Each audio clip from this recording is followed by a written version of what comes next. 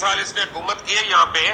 غریب کے بچے یہاں اسپتالوں میں مر رہے ہیں، ایک بستر کے 3 لوگ ہیں، 4 لوگ ہیں، ان کو دوائی نہیں مل رہی ہے، ان کا علاج نہیں ہو رہا، اور یہ حکمران جو ہے جھوٹے، یہ ختم نبوت کے قانون سے کھیلتے ہیں، یہ ہر چیز کر جاتے ہیں اپنا الو سیدھا کرنے کے لیے۔ نہیں، میں بالکل صحیح بات کر رہا ہوں، میں بات کر رہا ہوں کہ ان کو تو شرم آنی چاہیے بات کرتے ہوئے، منہ چھپاتے پھرنا چاہیے، کوئی ان کو جوتے مار رہا ہے، کوئی ان پہ سیاہی پھینک رہا ہے، ان کو کب بھی شرم نہیں آتی۔ بشر، آپ کے خیال میں کیا نواز شریف صاحب کا اتنا پریشر کریٹ کر دے کہ دیکھیں وہ جب گالی نکالتے ہیں فوج کو،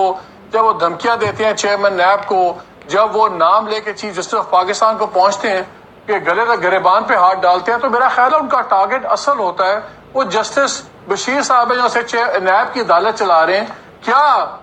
دباؤ میں لے آئیں گے نواز شریف ان کو؟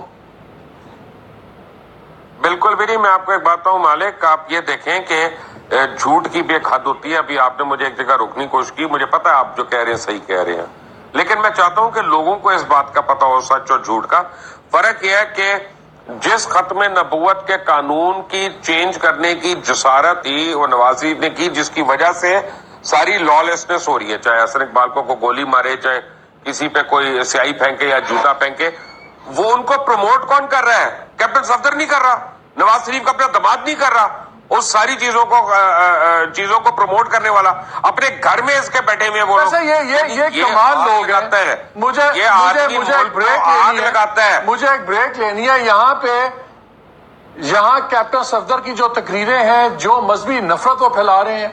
ان کا اسلام کا یہی ڈیفینیشن ہے کہ ایک پاکستانی نیشنل کیپٹن صفدر کو فوری طور پہ اریسٹ کر کے اس کو